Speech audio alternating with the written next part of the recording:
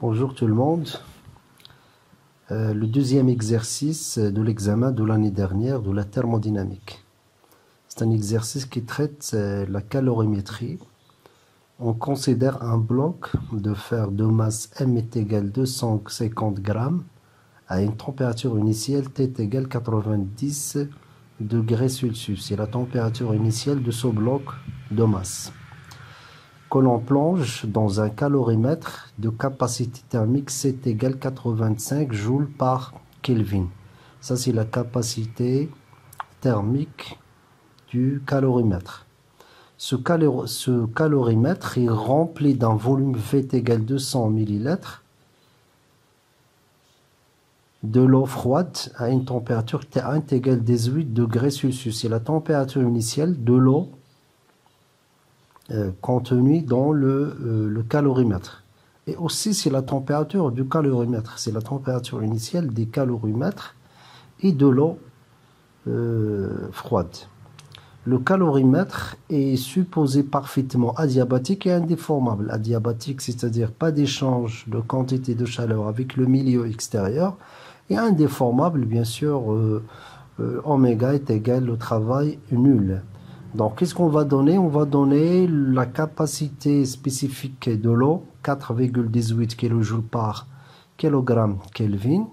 La capacité thermique de bloc de fer, Fe, est égal à 3NR en fonction de N, le nombre de moles, et le R, la constante, 8,314 joules par Kelvin mol. Et finalement, la masse molaire de bloc de fer de masse, 56 grammes par mol.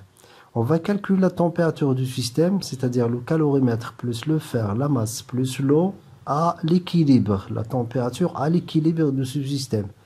La deuxième question, on va déterminer l'entropie créée, SC, au cours de la transformation. Donc, qu'est-ce que vous avez? Vous avez le système est composé par quoi? Le calorimètre, vous voyez en noir. Donc, à l'intérieur, qu'est-ce que vous avez? Vous avez de l'eau froide et vous avez une masse, ou bien un bloc de fer de masse. Donc, ce système est décomposé en trois. Donc, vous avez le calorimètre avec la capacité et la température initiale. Vous avez l'eau avec la capacité spécifique, la température initiale et le volume. Et finalement, vous avez le bloc de fer avec la capacité thermique, la température initiale et la masse. Après un certain temps, donc bien sûr, il y aura un transfert thermique entre les trois éléments qui composent le système. Donc finalement, on atteint ce qu'on appelle l'état d'équilibre caractérisé par quoi? Par TF. TF, c'est la température d'équilibre. C'est-à-dire les trois éléments, le calorimètre, l'eau et le bloc de fer, ils ont à avoir une température finale TF. Donc on va commencer à résoudre l'exercice. On va commencer par résoudre la première question, calculer la température du système calorimètre fer l'eau à l'état d'équilibre, à l'équilibre TF. Donc le système est adiabatique, c'est-à-dire Q qui représente la somme des quantités de chaleur échangées entre les trois éléments est égal à 0. Donc vous avez Q calorimétrique, Q de l'eau et la quantité de chaleur liée au bloc de fer. La somme de ces trois quantités de chaleur est égale à 0 puisque le système est adiabatique. On va commencer donc à trouver l'expression de la première quantité de chaleur calorimétrique. Donc est égal à C calorimétrique fois delta T. C'est quoi delta T? C'est TF moins T0. La température finale moins la température initiale, c'est 18. La deuxième quantité de chaleur est liée à l'eau froide, donc M fois la capacité spécifique fois delta T.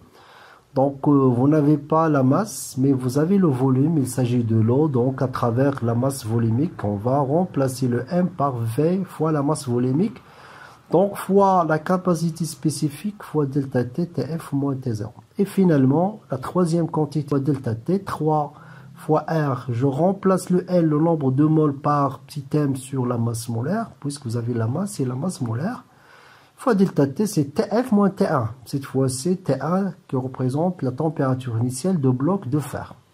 Donc, comme vous voyez pour le calorimètre, pour l'eau, vous avez la température initiale T0, T0. Par contre, pour le bloc de fer, vous avez une autre température tout à fait différente, c'est T1, 90 degrés Celsius. Donc, voilà, je fais la somme, T égale 0, la première quantité de chaleur, la deuxième, la troisième est égale 0. Comme vous voyez, dans les trois termes, donc le premier terme, vous avez TF, le deuxième TF, le troisième TF. On va ici de rassembler les termes qui ont la température finale. On va trouver TF fois C calorifique plus le volume, la masse volumique, capacité spécifique de l'eau, plus 3 fois R fois petit m sur quoi grand M est égal la deuxième partie qui reste de cette équation. Donc finalement, on va trouver TF est égal 3 fois R fois petit m sur M fois T1, c'est-à-dire la deuxième partie sur tout ce qui est donc entre parenthèses dans la première partie. Donc application numérique. Donc, application numérique, vous avez le R, c'est 8,314. Vous avez petit m, grand M. Vous avez la capacité calorifique, le volume, la masse volumique qui est tout simplement 10 à la puissance 3. Le volume, si vous avez 200 millilitres, donc il faut la multiplier par 10 moins 6. Donc, faites attention à cette transformation. Et bien sûr, la capacité spécifique, ici, c'est en kilojoules, donc il faut la multiplier par 10 à la puissance 3. Donc, si vous voyez très bien, dans l'application numérique, j'ai gardé la même échelle. Donc, vous avez T0 degrés Celsius. Pourquoi la même chose, T1 90 degrés Celsius, tout simplement parce qu'ici, vous avez une différence. Donc, soit vous travaillez par degrés Celsius ou bien Kelvin, vous retrouverez la même chose. Donc, il s'agit d'une différence de température. Donc, c'est pour cela que j'ai travaillé directement avec le degré Celsius dans l'application numérique. Donc, finalement, j'ai trouvé 26 degrés Celsius. Ça, c'est pour la première question. Maintenant, pour la deuxième. Pour la deuxième, on va déterminer l'entropie créée au cours de la transformation, le SC. Par définition, delta S est égal quoi? Est égal, la variation de l'entropie est égale l'entropie échangée plus l'entropie créée. Toujours par définition, c'est quoi l'entropie échangée? C'est tout simplement l'intégrale de delta Q échangé divisé par quoi? Par T, la température de la source, TS. Et delta S, toujours par définition, c'est l'intégrale de delta Q échangé divisé par T. Normalement, pour le calcul de delta S, on considère un chemin imaginaire, réversible. Donc, lorsqu'il s'agit d'un chemin réversible, la température à chaque instant, égalité de la température, l'équilibre thermique, la température de milieu extérieur est égale à la température du système. Donc, c'est pour cela, dans cette expression, par définition, le delta S, il est calculé par l'expression suivante, c'est l'intégrale de delta Q échelon divisé par T. Et finalement, on déduit la valeur de SC est égale delta S moins SE. Donc, puisque le système est adiabatique, Q échangé est égal 0, donc l'entropie échangée est égal 0. Donc, finalement, il reste le SC est égal quoi? Delta S. Le SC est égal tout simplement delta S.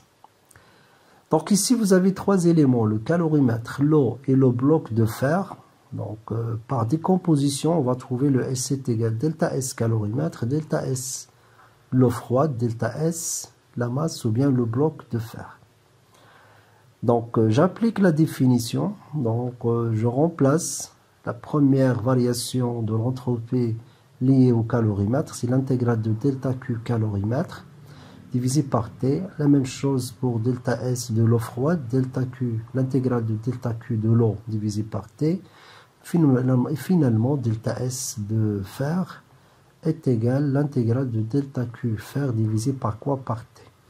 Donc, Q la quantité de chaleur liée au calorimètre, l'eau froide et le fer, déjà, on a vu les expressions de ces trois quantités de chaleur dans la première question. Donc finalement, donc on va trouver le S7 égale l'intégrale C calorimètre déduit T sur T, M, l'intégrale de M, C spécifique de l'eau, déduit T sur T, et finalement l'intégrale 3NR déduit T sur quoi? Sur T. Donc on va essayer de faire sortir toutes les capacités, la masse, le nombre de L, la constante R, des trois intégrales. Finalement on va trouver C calorimètre, l'intégrale déduit T sur T, M, C déduit T, l'intégrale déduit T sur T, 3NR, l'intégrale déduit T sur T. C'est une forme connue.